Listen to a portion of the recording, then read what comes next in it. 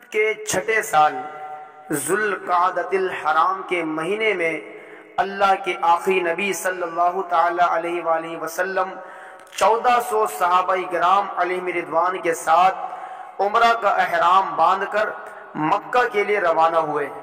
سرکار مدینہ صلی اللہ تعالی علیہ وآلہ وسلم کو اندیشہ تھا کہ مکہ کے کفار عمرہ ادا کرنے سے روکیں گے، اس لیے مدینے والے مصطفیٰ صلی اللہ علیہ وسلم نے پہلے ہی قبیلہ بنی خزاعہ کے ایک شخص کو مکہ بھیج دیا تاکہ وہ کفار مکہ کے ارادوں کی خبر لائے۔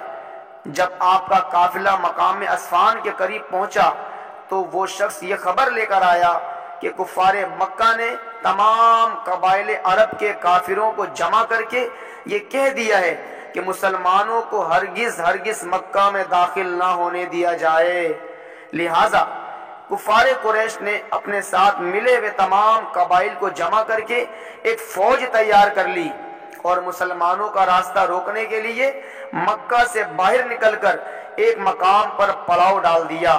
جس راستے پر کافروں کی فوج تھی، اللہ کے نبی صلی اللہ علیہ وسلم اس راستے سے ہٹ کر سفر فرمانے لگے اور عام راستہ سے کٹ کر آگے بڑھے اور مقام حدیبیہ میں پہنچ کر پڑاؤ ڈالا۔ یہاں پانی کی بہت تنگی تھی، ایک ہی کنواں تھا جو چند گھنٹوں میں ہی خشک ہو گیا۔ جب صحابہ کرام علیہ رضوان پیاس سے بے تاب ہونے لگے تو آپ نے ایک بڑے پیالہ میں اپنا دست مبارک ڈال دیا اور آپ کی مقدس انگلیوں سے پانی کا چشمہ جاری ہو گیا۔ پھر آپ نے خشک کنویں میں اپنے وضو کا پانی استعمال فرمایا۔ لہٰذا دیکھتے ہی دیکھتے کنویں میں اس قدر پانی ابل پڑا کہ پورا لشکر اور تمام جانور اس کنویں سے کئی دنوں تک سیراب ہوتے رہے۔ نبی صلی اللہ تعالی علیہ وآلہ وسلم اور آپ کے صحابہ عمرہ کے ارادے سے چلے تھے، اسی وجہ سے قربانی کے جانور بھی آپ کے ساتھ تھے، مگر کافروں نے قسمیں کھا لی کہ ہم جیتے جی مسلمانوں کو کعبہ شریف تک نہیں پہنچنے دیں گے۔ جب آپ کی طرف سے صلح کا پیغام لے کر حضرت عثمان غنی رضی اللہ تعالیٰ عنہ مکہ پہنچے تو قریش نے بھی آپ کی خدمت میں کچھ لوگ بات چیت کے لیے بھیجے، مگر بات نہ بن سکی۔ پھر قریش نے سہل بن عمر کو صلح کی شرائط طے کرنے کے لیے بھیجا، جس کے نتیجے میں صلح حدیبیہ کا معاملہ طے پایا۔ اس معاہدے کی کچھ شرائط یہ ہے: مسلمان اس سال بغیر عمرہ کے واپس چلے جائیں۔ 2، آئندہ سال عمرہ کے لیے آ سکتے ہیں مگر مکہ میں صرف 3 دن تک رکیں گے۔ 3، آئندہ 10 سال تک کوئی لڑائی نہیں کی جائے گی۔ قرآن پاک میں اس صلح کو فتح مبین فرمایا گیا۔ بظاہر یہ معاہدہ مسلمانوں کے خلاف تھا، مگر اس کے بعد ہونے والے واقعات نے بتا دیا کہ یہی صلح پر جا رہے ہیں کہ جو پرانی یاد اب تک موجود ہے، اس یاد کی طرف اسی چیز کو دیکھنے کے لیے ہم یہاں پر آئے تھے۔ انشاءاللہ اس کو تفصیل کے ساتھ ہم دیکھتے ہیں۔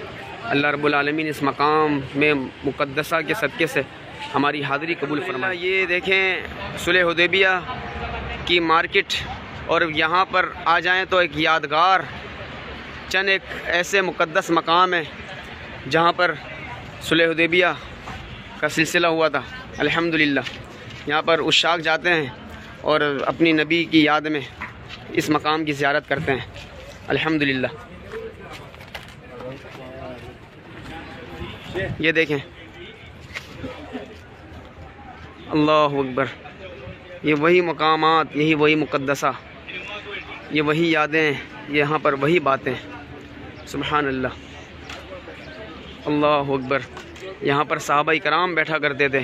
اس مقام پر حضور علیہ الصلاۃ والسلام جلوہ افروز ہوئے تھے اور قریش کے درمیان ایک معاہدہ ہوا تھا جو کافی عرصے تک چلتا رہا۔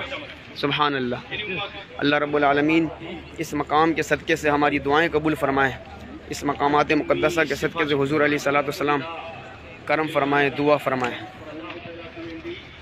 اللہ رب العالمین ان مقامات مقدسہ کے صدقے سے ہماری دعائیں قبول فرمائیں، ہماری التجائیں قبول فرمائیں۔ جن جن لوگوں نے دعاؤں کے لیے کہا ہے، اللہ رب العالمین اس مقامات مقدسہ کے صدقے سے ہماری تمام نیک جائز دعائیں قبول فرمائیں اور امن و عافیت، سکون اور چین عطا فرمائیں۔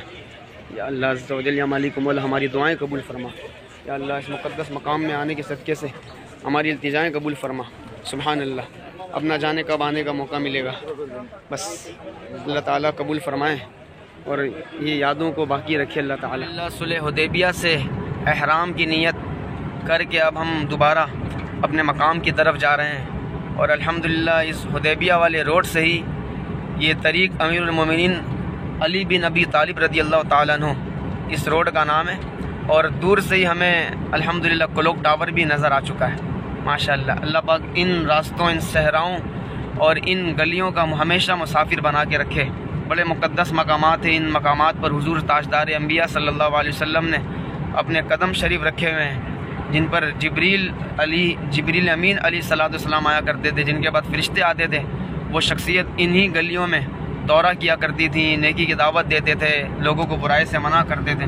الحمدللہ اب ہم اپنے مقام کی طرف دوبارہ جا رہے ہیں. انشاءاللہ سنت کے مطابق عمرہ بھی کریں گے اللہ کی رحمت. وہ مقام ہے حدیبیہ سے لوٹتے ہوئے، یہ وہ مقام آتا ہے جہاں پر الحمدللہ غلاف کعبہ تیار کیا جاتا ہے. اور اس غلاف کعبہ کی خصوصیت یہ ہے کہ اس کو سونے کے تاروں سے، سونے کے دھاگوں سے کئی لکیریں اور کئی آیتیں اس میں زینت کرتاس کی جاتی ہیں. اور الحمدللہ اسی مقام پر سالوں سال غلاف کعبہ پر کام ہوتا ہے. الحمدللہ ماشاءاللہ اس مقام کی بھی دور سے زیارت ہوئی. اللہ نے چاہا تو کبھی اندر جا کے بھی زیارت کریں گے انشاءاللہ.